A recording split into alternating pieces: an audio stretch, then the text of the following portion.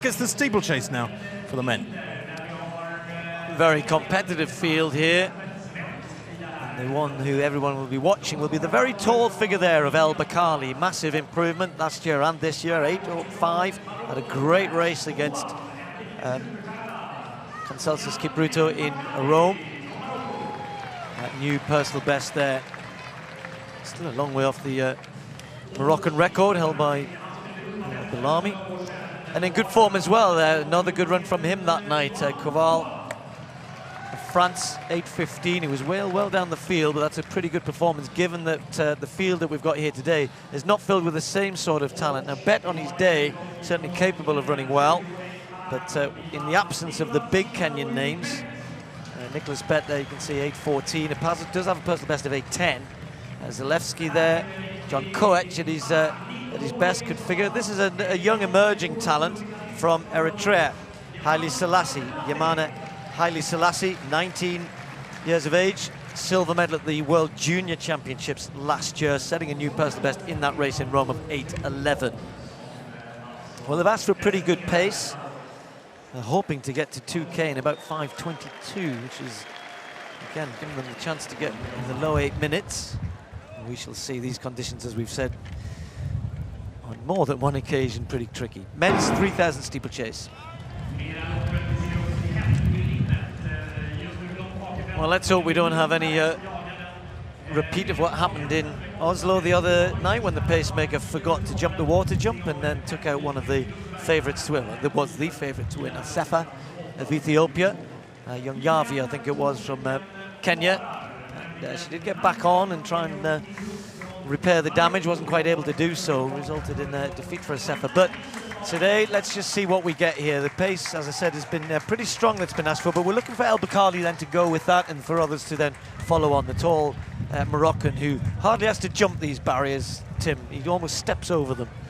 Yeah, and I mean, that 8.05 in Rome for البقالي has to have been a huge confidence booster for the Olympic fourth place in Rio. But Steve, going back to that point about the pacemakers and steeplechases, I'm not sure there's any rule that dictates that a steeplechase pacemaker has to go over the water jump. I mean, they're going to drop out anyway, so they can't be disqualified. So why on earth can the pacemaker in a steeplechase go round the water jump as she did by mistake in Oslo the other day? Well, that's fine, except that she'd then be having to go further and speed up to get back in front again, because obviously you run about 6-7 metres further on. The stress and effort of going over a water jump is so extreme. Now, if you can just run smoothly past it, you could actually pacemake for virtually the whole distance. I'm not going to argue with you.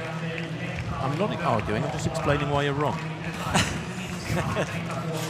Well, البقالي's got some good pacing making at this moment. They're very well stretched out behind because most of this field can't go anywhere near that sort of pace. So he finds himself effectively leading. The only one who's trying to go with him is Segueni, his Moroccan teammate, Haile Selassie, the youngster.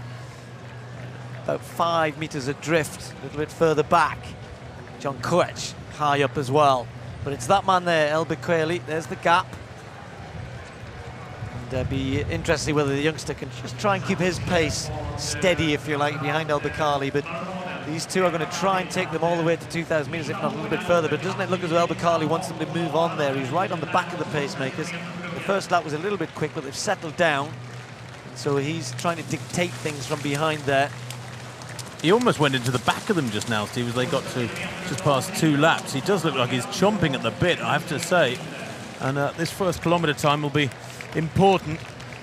We still can't get any indication of whether or not they are sheltered from that breeze down the back straight, and then have got the benefit of it behind them down this home straight. 2:39, that's a quick first kilometre, very fast indeed, and that's why they're so strung out. But البقالي looked, as Tim was saying rightly, that he was wanting that pace to keep going, and now he'll be urging the other pacemaker, Tinduf, which I'm assuming is one of his training partners, because he's not a normal pacemaker we see on the circuit that much. Another Moroccan who is certainly stretching. If anything, he's picked things up a little bit. So البقالي has now got a lead of about 15 metres to the 19-year-old behind him. And Segueni, after a very quick start, is already starting to suffer a little bit. He's moved back into effectively 3rd place. But it's all about البقالي out there in front. 4th in the Olympic Games last year, but he did make the final of the World Junior Championships back in 2014. But this year, he's so much better. His early stages yet in the season, but he's setting his stall out here. And I like the way that El-Baqali's handled himself this year, Steve. You know, he ran that 5,000 metres indoors in Birmingham in 13:10. And I always think that the 5,000 and the steeplechase have a lot in common. They're both very tough events. And if you're hitting it well at 5,000, then the chances are you've got a very, very good steeplechase in your legs. And I'm sometimes surprised more steeplechasers don't try to perform well on the flat over 3,000 and 5,000. You get specialist steeplechasers these days, but El-Baqali might yet have that extra card up his sleeve with that 5,000 metre strength from this winter just gone. So he's set out his stall really aggressively, Steve. 2:39, obviously sub 8 minute tempo. Now the questions are being asked because he's got to be getting tired now around mid-race. Well, we're looking for around about 5:22 at 2,000 metres, and just starting to slow a little bit. Haile Selassie still in 2nd place, but I think that's Bet starting to close in on him, a former World Youth silver medalist. He's only 20 years of age and a big talent for Kenya. I mean, it goes without saying, doesn't it? Kenya with so much talent at this event. So El-Baqali then still leading. Bet has moved into that 3rd place, chasing Haile Selassie, who's clear in 2nd. But I think they're slowing down at the front here a little bit. It was a tough ask. So he's coming round at 4:52. Well, probably going to be about 5:25, I would hazard a guess, something like that, Tim, at 2,000 metres, which in itself isn't that slow. It's, well, exactly. 5:20 is 8 minute tempo, so a 5:05 would bring them home in around 8:07, something like that. And if El-Baqali can use that speed and strength that he's acquired through the final kilometre, he might yet head down below 8:05 and new personal best territory. But he's going to be on his own very shortly, and then it's tough to be in the latter stages of a steeplechase, which, remember, is the real man killer of an event. To be on your own in these latter stages when it's hurting so much. Well, it wasn't bad for a prediction, was it? 5:24.98. So 5:25 effectively for El-Baqali out there in front. A great battle going on behind. Haile Selassie's in 2nd place, but Koval is having a cracking run. The Frenchman now moving past Bet, and Bet trying to hang on to him to chase the Eritrean. But look at this, El-Baqali's almost climbing over that for me. He looks very tired. He's got a good lead here, and others are tired behind.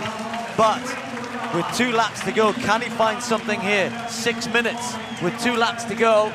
Well, you'd have to find something sensational for the last 800 metres. It's not quite 800 because the barrier, the water jumps on the inside. But I don't think he's in any danger of losing this at all, but the time just slipping away a little bit. Good battle for 2nd. The gap about 25 metres, Steve. I'm watching Kowal closely in 3rd place there in the middle of that group of 3 because he ran 3:36 recently for 1,500 down in Marseille. Now that, for a steeplechaser, is very, very sharp middle distance running. And then he ran an 8:15 in Rome. He was only 10th in Rome, but 8:15 is a solid run.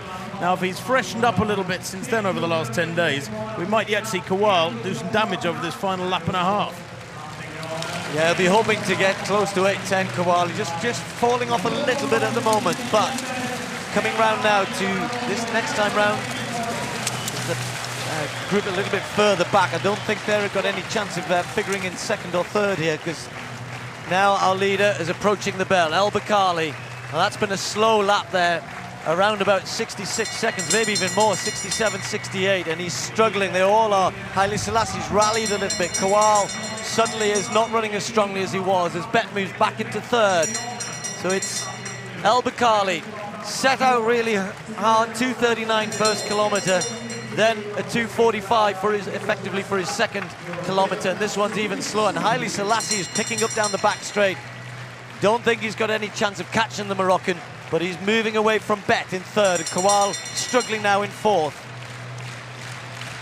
Climbing over that, El-Baqali's very tired. The one who's finishing quicker, the gap's too big for the 19-year-old Haile Selassie, but he's finishing as strong as anybody, and Bet in 3rd place. Kowal is treading water. I don't know if he miscounted Kowal, because he seemed to go so hard on the penultimate lap, and he's falling apart on the last lap.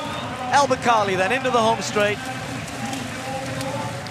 Saw Kowal almost stop in the water jump. El-Baqali coming away.